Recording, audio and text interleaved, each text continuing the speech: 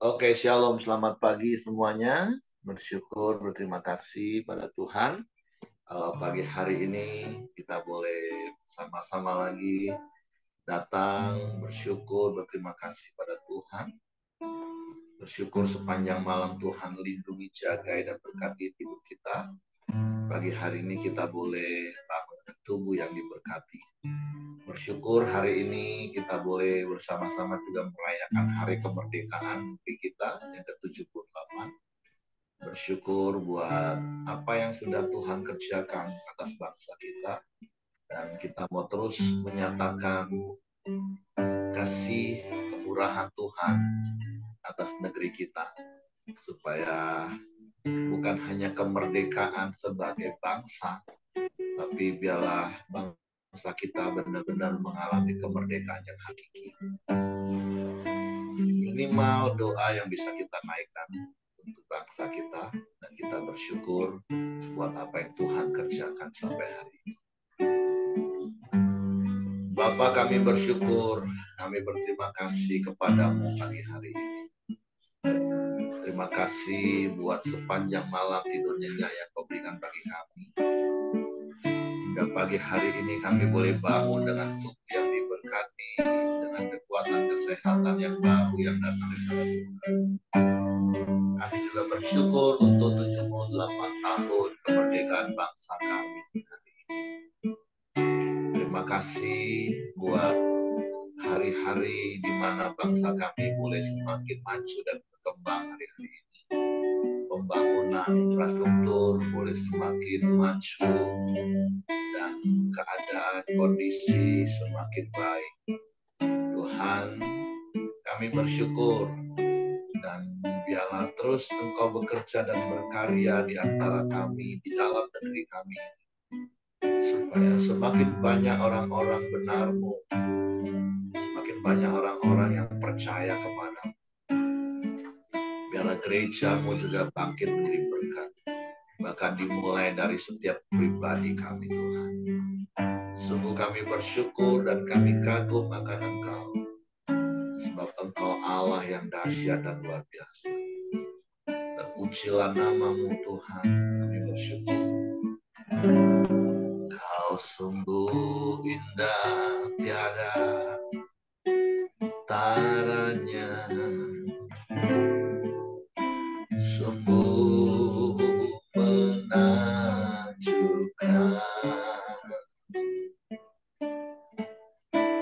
sungguh ajaib untuk dimengerti,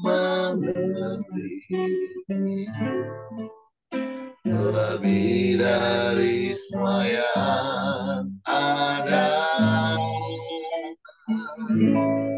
Hikmat-Mu tiada terselami,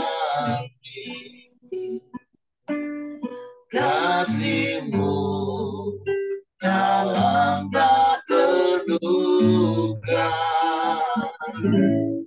Kau-Mu dan tiada taranya, mulia dan berkuasa. Ku kagum hormat akan Engkau, ku kagum hormat akan Engkau. Kau Allah yang layak dipuji, ku kagum akan Engkau.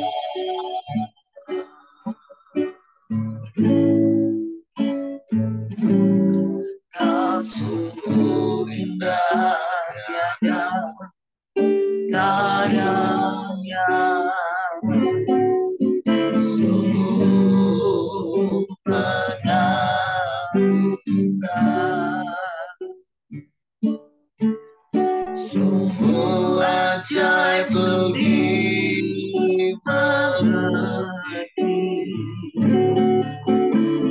lebih dari semua yang ada di hidupku, tiada kesalahan. Amin.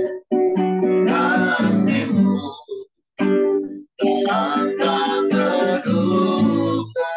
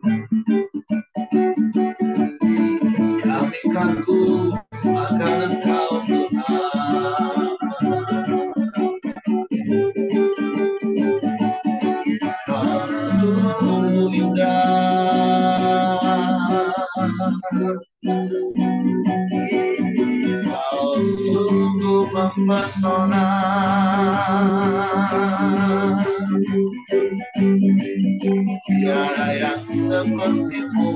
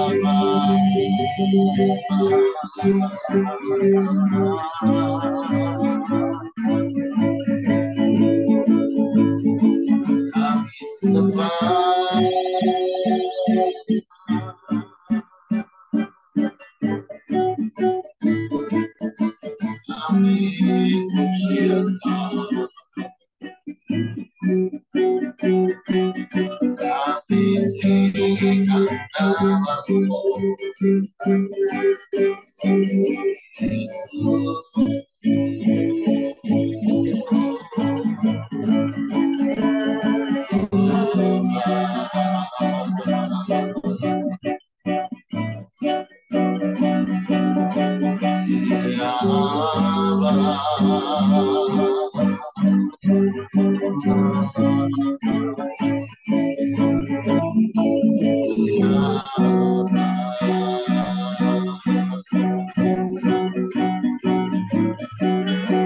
sungguh Engkau Allah yang ajaib, Allah yang dahsyat, Allah yang hebat, Allah yang luar biasa,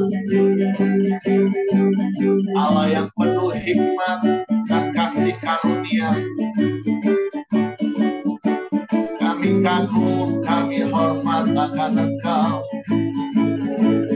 sebab perbuatan-Mu ajaib dalam hidup kami. Engkau tunjukkan kasih setia-Mu, Engkau nyatakan bagi kami. Kami bersyukur, kami bersyukur. Terima kasih, terima kasih.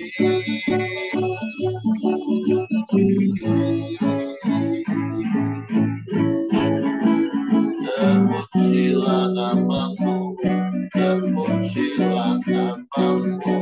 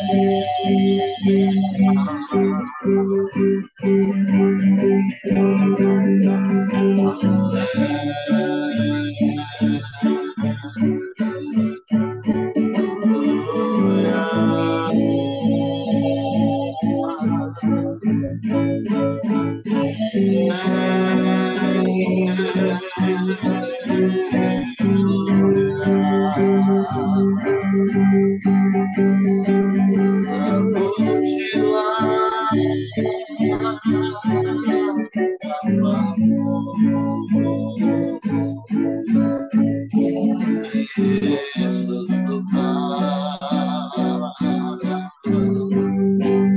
Ajaiblah karya-Mu, ajaiblah kasih-Mu. Sungguh Kau yang mempesona kami, dengan kasih yang sempurna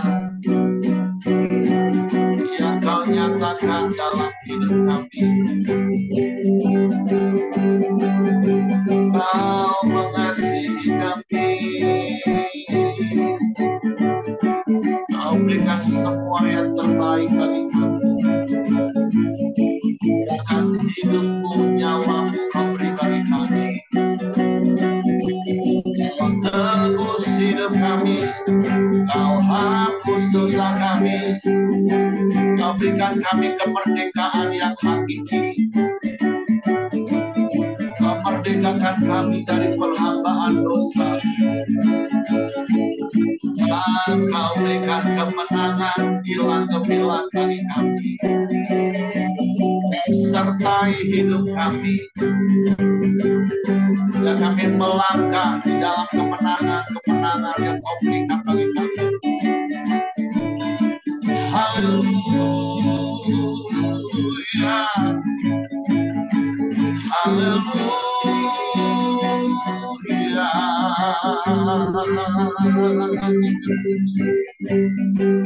Kami bersyukur, kami bersyukur, kami sembah, kami sembah, kami puji, kami muliakan nama-Mu, Yesus, Yesus, Yesus Tuhan.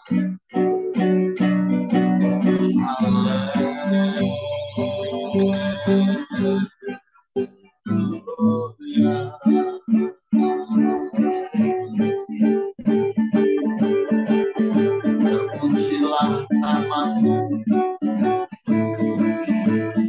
terpujilah nama-Mu. Engkau yang layak dipuji, Engkau yang layak disembah, layak ditinggikan di hati. Karena perbuatan-Mu ajaib bagi kami, Tuhan. Kasih-Mu sempurna bagi kami, Allah. Haleluya.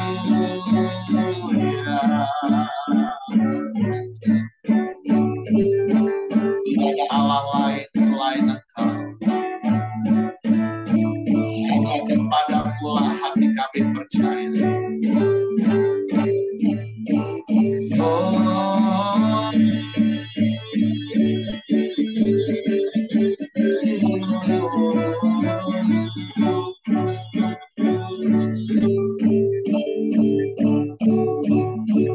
Kami sembah,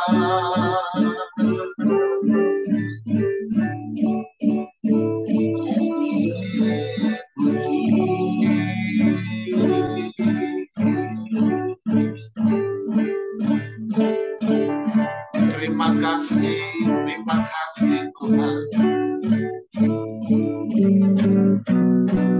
Terima kasih, Engkau baik, sungguh baik, sangat baik. Kau selalu baik, selamanya Kau baik. Kesudahan kasih setia, selalu baru rahmat-Mu setiap pagi dalam hidup kami. Berlimpah Kau nyatakan kasih setia. Haleluya.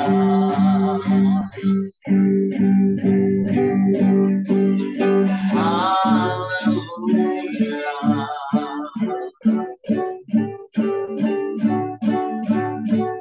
Terpuji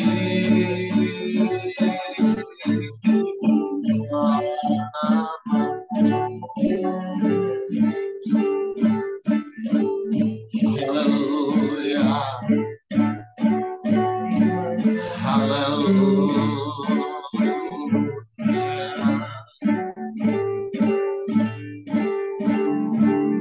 Terpujilah nama-Mu, terpujilah nama-Mu.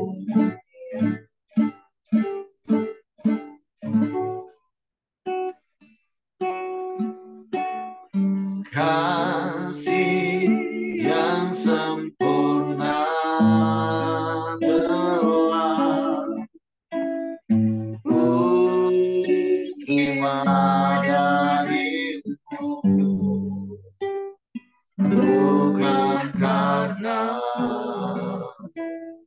kebaikan-Mu, hanya oleh kasih karunia-Mu Kau berikan aku layak untuk dapat memanggilmu Bapa kami yang ku pinta.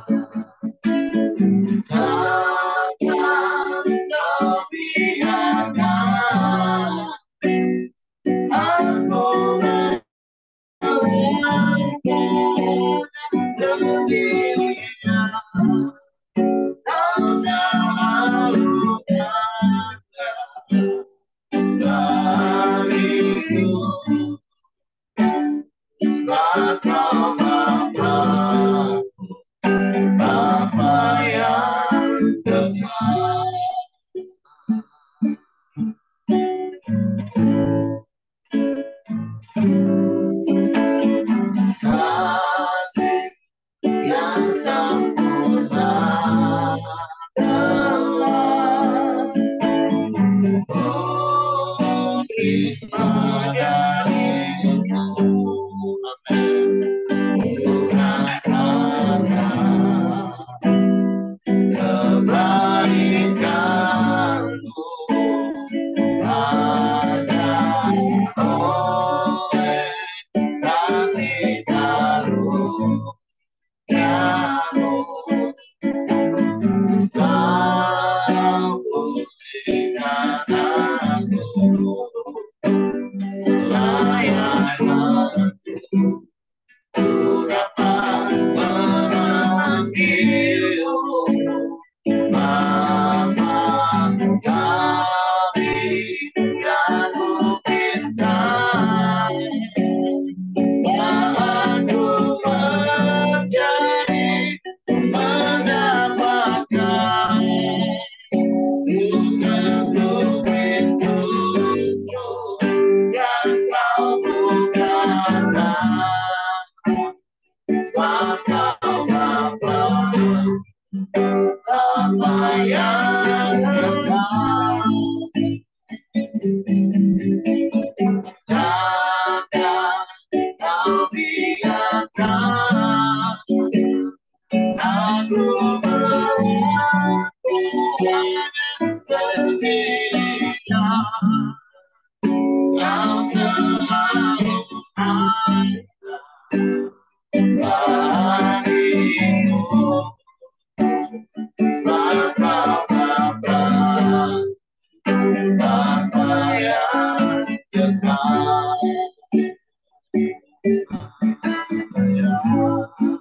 Kau beri yang kami minta, kami yang ku minta.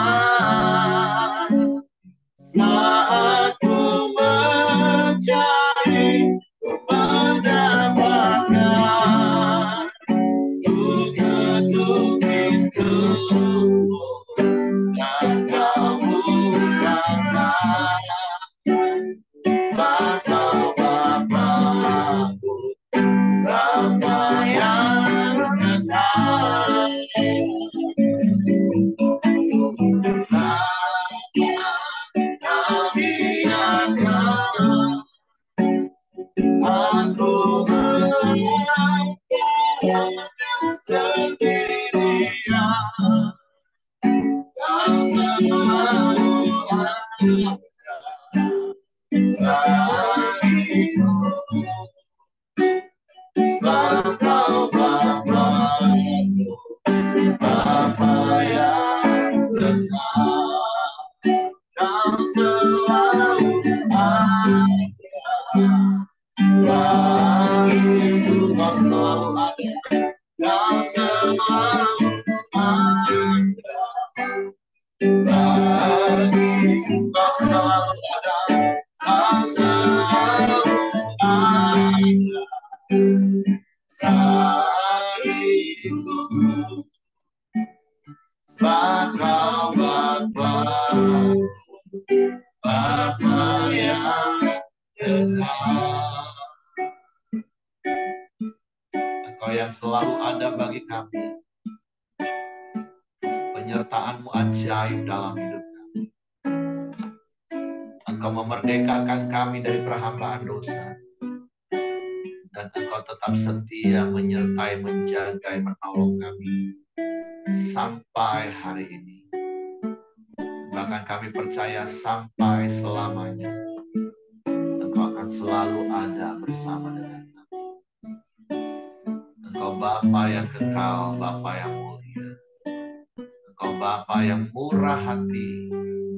Engkau beri yang kami minta, yang mendatangkan kebaikan bagi kami. Sebab itu bawa kami lebih mengenal Engkau, bertumbuh di dalam Engkau, semakin mengasihi Engkau, dan kami semakin taat akan firman. Sebab firman-Mu terang bagi jalan-jalan kami, pelita kita bagi hidup kami. Supaya kami tidak tersesat di dunia yang gelap dan jahat. Tapi kami terus berjalan di dalam jalan-jalan kebenaran. Sehingga kami terus mengalami kemerdekaan yang hakiki. Karena kami mengerti kebenaran dan kami melakukan kebenaran. Bapak, terima kasih pagi hari ini kami siapkan hati kami lagi untuk firman. Supaya kami mengerti kebenaran dan kebenaran itu memerdekakan kami. Roh Kudus, tolong kami untuk mengerti, untuk kami memahami firman. Sehingga kami percaya firman dan kami melakukannya dalam nama Yesus. Kami sambut firman. Haleluya, haleluya. Amin. Oke, Pak Yosya, silakan. Terima kasih Pak Heri, selamat pagi Bapak Ibu. Pagi. Ya, tidak terasa kita hari ini ya sudah sampai ke ulangan pasal yang ke-17. Ya, angkanya pas dengan tanggal 17 pula ini, 17 Agustus. Ya. Jadi yang saya alami bahwa saya merasa bersyukur ya dengan Koramdio kita pada pagi hari ini. Semakin kita baca dari firman Tuhan, saya semakin kagum sama Tuhan. Ya, ternyata firman Tuhan itu indah sekali ya. Jadi hari ini kita masuk di pasalnya yang ke-17. Baik, saya bacakan. Janganlah engkau menyembah, mempersembahkan bagi Tuhan Allahmu lembu atau domba yang ada cacatnya, atau sesuatu yang buruk, sebab yang demikian adalah kekejian bagi Tuhan Allahmu. Ya, kita tahu bahwa bangsa Israel ini baru keluar dari Mesir selama 40 tahun mereka dalam perjalanan dan sekarang mereka memasuki tanah Kanaan. Ya, tanah Kanaan ini tanah perjanjian, tapi tidak seperti yang kita bayangkan ya. Ternyata orang Kanaan ini adalah penyembah-penyembah berhala semua. Ya, nah ayat pertama itu dimulai dengan mempersembahkan bagi Tuhan Allahmu lembu jantan yang tidak bercacat. Ya, karena apa? Karena memang ini adalah gambaran tentang Tuhan Yesus sendiri. Jadi kalau kita baca memang dari setiap perikop dari perjanjian lama ini selalu menyebutkan tentang lembu dan domba. Karena apa? Karena memang perjanjian lama ini adalah merupakan bayang-bayang dari kedatangan Tuhan Yesus. Kalau mau lebih jelas lagi, kalau kita baca dari kitab Maleaki, ya, bagaimana itu jelas sekali, detail sekali, bagaimana ketika bangsa Israel tidak hanya umat, tetapi pemimpinnya pun ikut mempersembahkan korban yang tidak layak, yang cacat, yang harusnya domba jantan, ya, terus yang sakit, ya. Kita tahu bagaimana Tuhan tidak berkenan dan pada akhirnya selama 400 tahun ya tidak ada kehadiran nabi atau kehadiran hakim-hakim di sana sampai kedatangan Tuhan Yesus. Ya, jadi artinya kita harus serius. Kita tidak boleh main-main dengan korban persembahan ini. Ya, karena itu adalah menggambarkan tentang Tuhan Yesus sendiri. Ya. Terus di perikop berikutnya adalah mengenai hukuman mati dan penyembahan berhala. Ya, jadi kenapa ini diperlukan? Karena bangsa Israel juga itu kalau dikatakan selama 400 tahun ya di Mesir dan 40 tahun di dalam perjalanan mereka di padang gurun, ya tentunya eh, sebelumnya mereka tidak ada aturan-aturan. Nah, sekarang mereka mau masuk ke tanah Kanaan, tanah perjanjian ini, Tuhan memberikan aturan.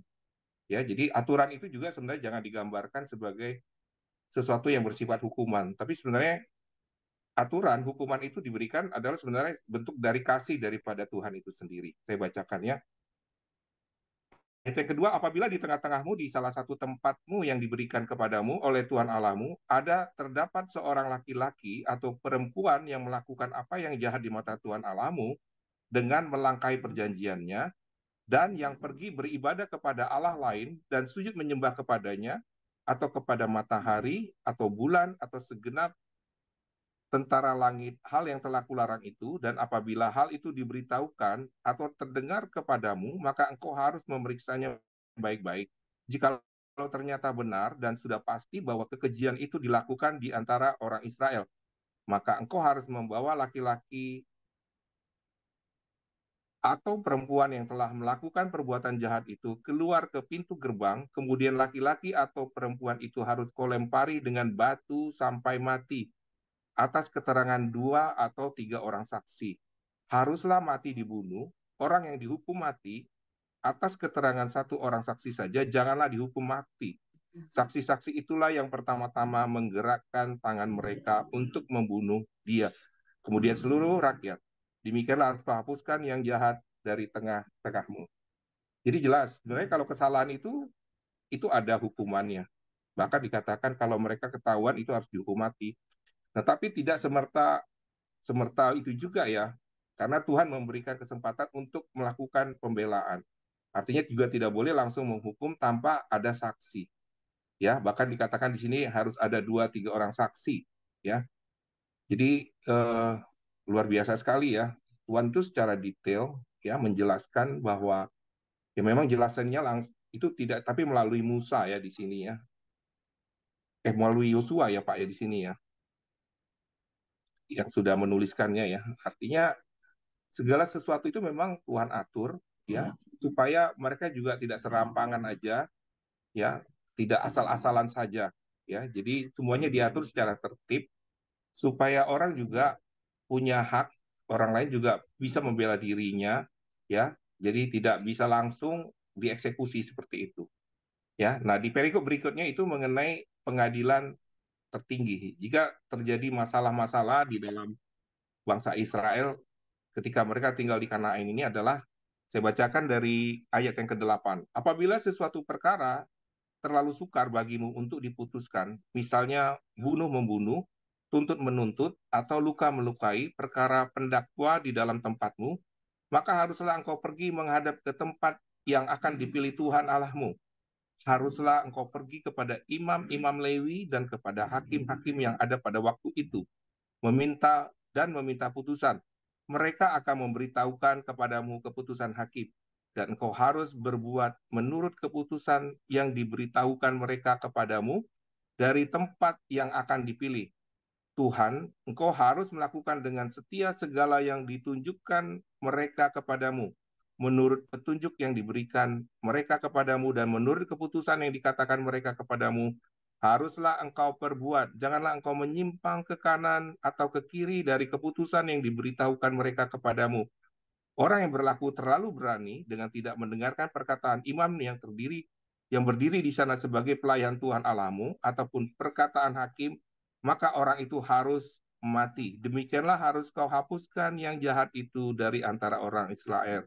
Maka seluruh bangsa itu akan mendengar dan menjadi takut dan tidak lagi berlaku terlalu berani. Ya, jadi mereka Tuhan juga mengatur mengenai hierarki ya. Jadi ketika ada masalah, mereka harus membawa kepada imam-imam di sana, kepada pemimpin-pemimpin di sana, dan keputusan dari pemimpin-pemimpin inilah yang harus mereka ikuti ya.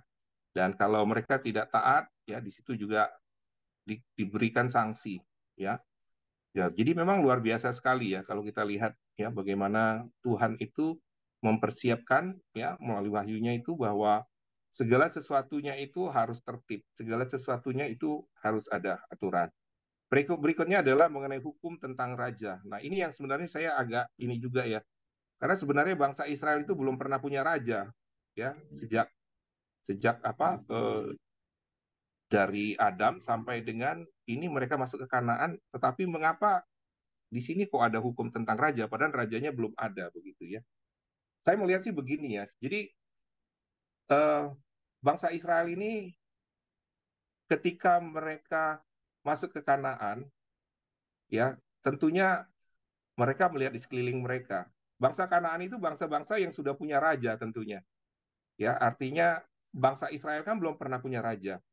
Nah, ini mungkin ya kita berpikir pasti sewaktu-waktu nanti bangsa Israel akan minta raja seperti bangsa-bangsa yang lain, seperti tetangga-tetangga mereka yang lain, ya. Nah, jadi sebenarnya kalau kita kita pelajari juga ya, sebenarnya adalah bentuk salah satu mungkin ke depan ini jadi bentuk pemberontakan mereka. Sebenarnya kan bangsa Israel itu dari awal itu adalah sebuah bangsa yang teokrasi ya, yang dipimpin langsung oleh Tuhan ya, tapi mereka tidak mau pada akhirnya nanti dipimpin oleh Tuhan yang secara rohani memimpin mereka melalui para imam, tapi mereka lebih memilih itu Tuhan atau raja yang nampak, yang secara jasmani ya. Kita lihat eh, bahwa sebenarnya kalau kalau ini ya, menurut apa pemahaman dari perjanjian lama, bahwa kalau adanya raja itu justru akan merepotkan ya. Pertama, mereka harus bayar pajak ya. Terus kedua, eh, harus harus apa ada aturan-aturan yang cukup membebani mereka ya. Jadi raja itu juga apa belum tentu juga rajanya baik juga begitu. Bisa jadi rajanya buruk kan begitu ya. Jadi sebenarnya kalau kalau kita lihat juga nanti pada akhirnya mereka diberi raja, terus mereka jatuhkan lagi rajanya, lalu muncul hakim-hakim ya. Karena apa? Karena rajanya nggak ada yang beres juga pada akhirnya kan. Jadi sebenarnya Tuhan juga mengingatkan sebenarnya bahwa seharusnya sih pada konteks pada waktu itu cukup Tuhan yang sebagai pemimpin mereka ya. Nah, tetapi ya itu kembali lagi ya, Tuhan itu Tuhan yang luar biasa ya.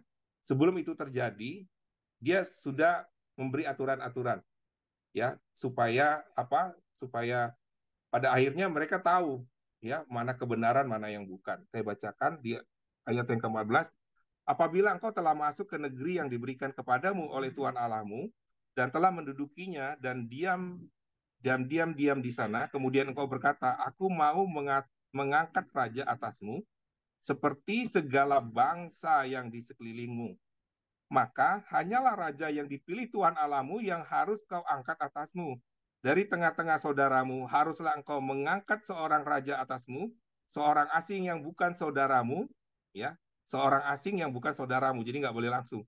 Tidaklah boleh kau angkat atasmu, ya, tidak boleh primordial di sini. Hanya janganlah ia memelihara banyak kuda. Jadi dikatakan bahwa seorang raja itu tidak boleh mengumpulkan harta terlalu banyak. Janganlah ia mengembalikan bangsa ini ke Mesir untuk mendapat banyak kuda. Ya, jadi jangan kembali ke Mesir karena mereka di Kanaan itu mungkin pada saat itu belum terlalu banyak sumber dayanya, jadi mereka harus balik ke Mesir untuk mendapatkan kuda. Sebab Tuhan telah berfirman kepadamu, janganlah sekali-kali kamu kembali melalui jalan ini lagi. Juga janganlah ia mempunyai banyak istri, ya. Jadi tidak diizinkan terlalu banyak istri supaya hatinya jangan menyimpan. Terus emas, perak pun janganlah ia kumpulkan terlalu banyak. Apabila ia duduk di atas tahta kerajaan, ya, maka haruslah ia menyuruh menulis baginya salinan hukum ini menurut kitab yang ada pada imam-imam orang Lewi. Itulah yang harus ada di sampingnya dan haruslah ia membacanya seumur hidupnya untuk belajar. Takut akan Tuhan Allahmu dan berpegang kepada segala isi hukum dan ketetapan ini untuk dilakukannya. Supaya jangan ia tinggi hati terhadap saudara-saudaranya, supaya jangan ia menyimpang dari perintah itu ke kanan atau ke kiri, agar lama ia memerintah, ia dan anak-anaknya di tengah-tengah orang Israel. Ya, eh, sekali lagi yang mau saya sampaikan dari perikop ini adalah ya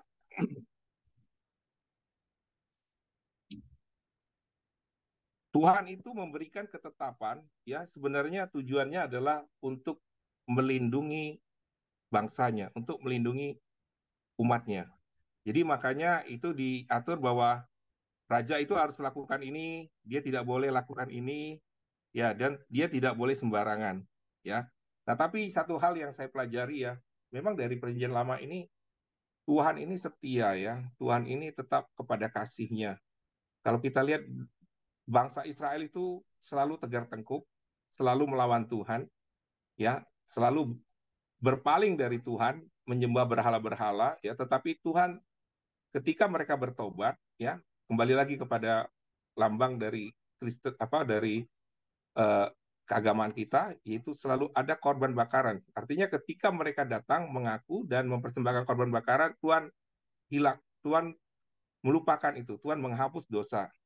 Nah, sama juga sebenarnya dengan perikop yang mengenai raja ini, Tuhan tahu ya, pada akhirnya dia akan ditolak. Ya, umat Israel pasti eh, pasti menolak ini kepemimpinan Tuhan ini. Mereka pada akhirnya akan ikut kepada bangsa-bangsa sekelilingnya. Mereka akan memilih raja. Mereka pasti pada akhirnya mereka ngotot supaya ada raja di tengah-tengah mereka.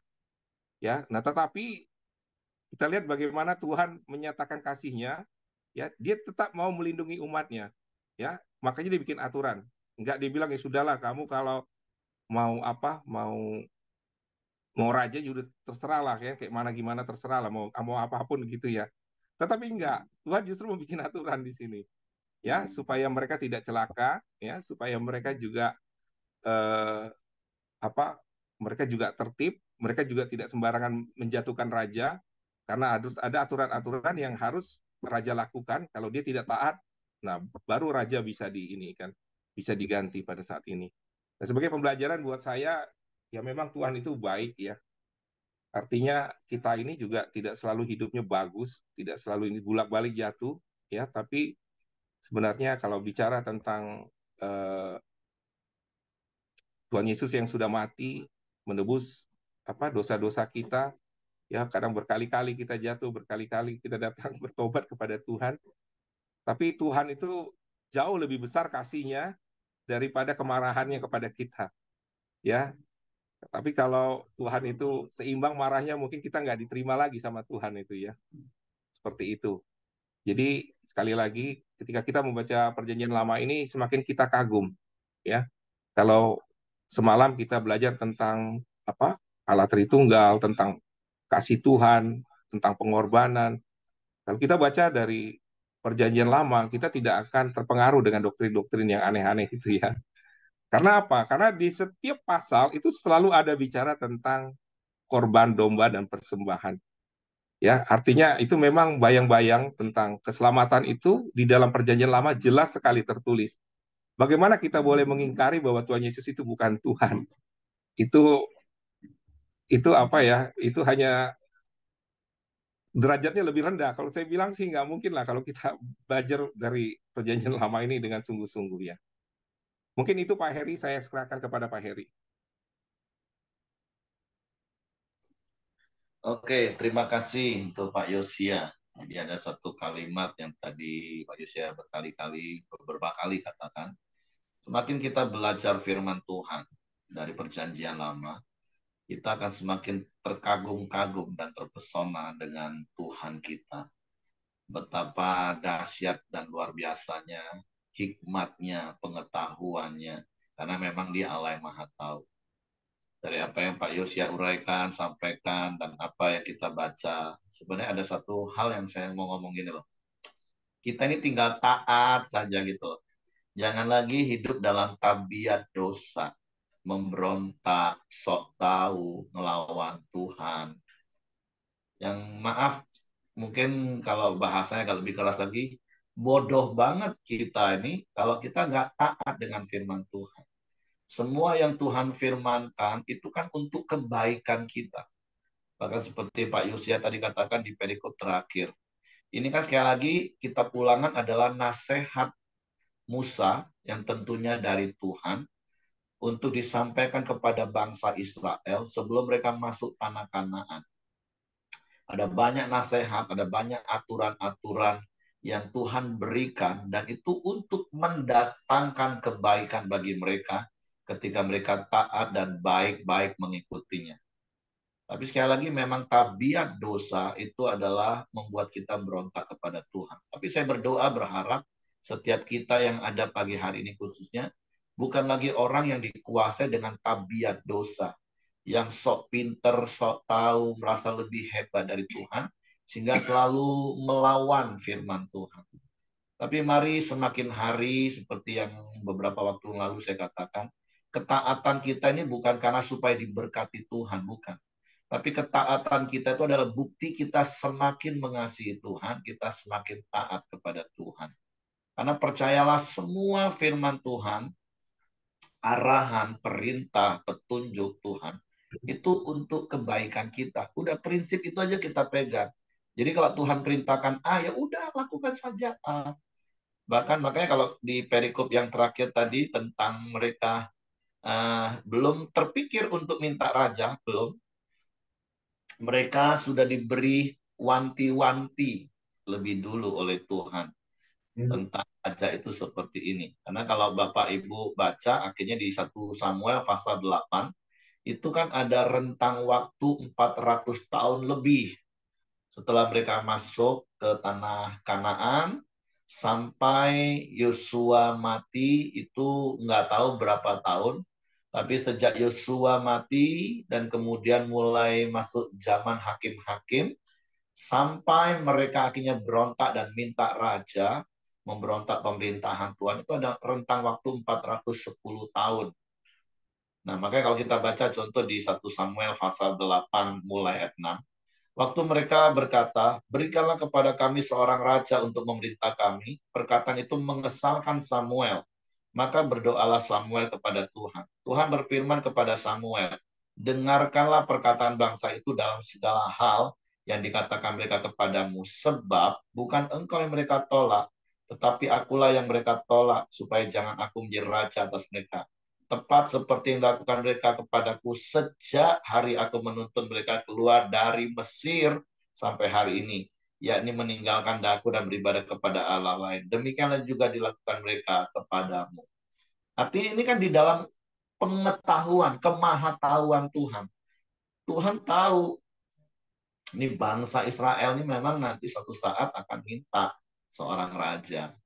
Karena sejak dituntun dari keluar dari Mesir pun memang tabiat dosa, tabiat berontaknya itu selalu muncul. Dan tentu kan walaupun berkali-kali kita juga tahu pembelajaran bahwa perjalanan bangsa Israel itu adalah gambaran dari perjalanan spiritual journey dari setiap orang percaya. Tapi ingat sekali lagi, berkali-kali yang saya katakan, ketika kita belajar perjanjian lama itu kan cuma dua hal. Yang baik kita ikutin, yang tidak baik itu jadi peringatan untuk kita tidak lakukan. Nah, masalahnya iblis sering menipu orang Kristen, akhirnya mengidentifikasikan hidupnya sama seperti bangsa Israel yang hidup dalam tabiat dosa. Ya Pak, memanglah seperti bangsa Israel lah berontak. Ya, kadang kita juga berontak. Nah, itu kalimat-kalimat tipuan iblis yang kita identifikasikan ke hidup kita. Sehingga ada begitu banyak orang Kristen jatuh bangun dalam dosa itu jadi dianggap biasa. Ya, bangsa Israel kan memang seperti itu Pak dalam perjalanan rohani. Padahal jelas firman Tuhan bilang semua itu dicatat itu untuk jadi contoh dan peringatan, bukan kita identifikasi sepenuhnya. Sekali lagi yang baik kita contoh, yang nggak baik dari yang dilakukan bangsa Israel jadi peringatan, jangan sampai kita lakukan karena pasti ada akibatnya. Nah, jadi sama seperti apa yang kita baca hari ini. Tuhan itu maha tahu. Tuhan itu sudah beri aturan, perintah, firman, arahan. Udah taat saja. Jangan sok tahu, jangan sok pinter dengan otak kita yang cuma sekepal tangan, dengan hikmat dan kemahatauan Tuhan, terus kita sok lebih pinter dari Tuhan. Aduh, maaf sekali lagi itu bodoh banget manusia kalau model seperti itu. Dan saya percaya kita bukan orang bodoh. Sederhana saja taat. Walaupun kadang ketika kita taat firman Tuhan, bagi orang dunia itu sebuah kebodohan. Tapi prinsip hidup kami, prinsip hidup saya, lebih baik saya dinilai bodoh oleh orang dunia, tapi saya dianggap benar dan pintar di mata Tuhan karena saya taat firman Tuhan. Itu prinsip hidup yang saya pegang. Dan saya berdoa berharap setiap kita juga memegang prinsip hidup seperti ini. Udah dituntun oleh pribadi yang tahu masa depan kita, tahu jalan. Ya sudah tinggal ikutin saja. Contoh kalau kita mau ke Bungo, terus dituntun oleh Pak Yusi atau Pak Ramli, yang hampir mungkin sebulan sekali pergi pulang jalan tahu, oh Pak nanti di sini hati-hati tikungan sini hati-hati Pak ya, ada lobang Pak. Ya udah, Begitu kita udah mau hampir sampai tikung itu, ya udah hati-hati saja. Jangan pakai asumsi, jangan-jangan udah ditampal kok lubangnya. Ngebut aja tikung, ceger. Kan kita kadang merasa lebih hebat seperti itu kan. Nah, apalagi Tuhan yang maha tahu tentang apa yang ada di depan kita. Makanya semua aturan, arahan yang Tuhan beri, udahlah taat saja supaya hidup kita aman. Oke, itu saja yang ingin saya tambahkan. Jadi terima kasih untuk Pak Yosia yang sudah menyampaikan firman Tuhan pagi hari ini. Oke, Willy yang berdoa ya. Nanti akan ditutup oleh Pak Yosia. Oke, silakan Ya, Will. Pak. Marilah teman-teman kita masuk ke dalam doa. Bapa, kami mengucap syukur dan terima kasih di pagi ini Tuhan, bahwa firman-Mu pagi ini mengajarkan kami Tuhan. Kami mau taat dalam firman-Mu Tuhan. Bukan karena kami ingin diberkati Tuhan, melainkan ketaatan kami Tuhan. Karena kami mengasihi Engkau Tuhan. Terima kasih Tuhan. Kau mengasihi kami sangat luar biasa Tuhan. Terima kasih. Kami juga berdoa Tuhan untuk Pak Yosia yang telah menyampaikan firman-Mu Tuhan. Biarlah Engkau senantiasa memberkati Pak Yosia, baik itu dari pelayanannya Tuhan, pekerjaan, usaha, maupun anak-anak dan istrinya. Kau berkati mereka selalu Tuhan Pak Yosia, tambahkan kapasitas pelayanannya Tuhan di Bungo. Terima kasih Tuhan.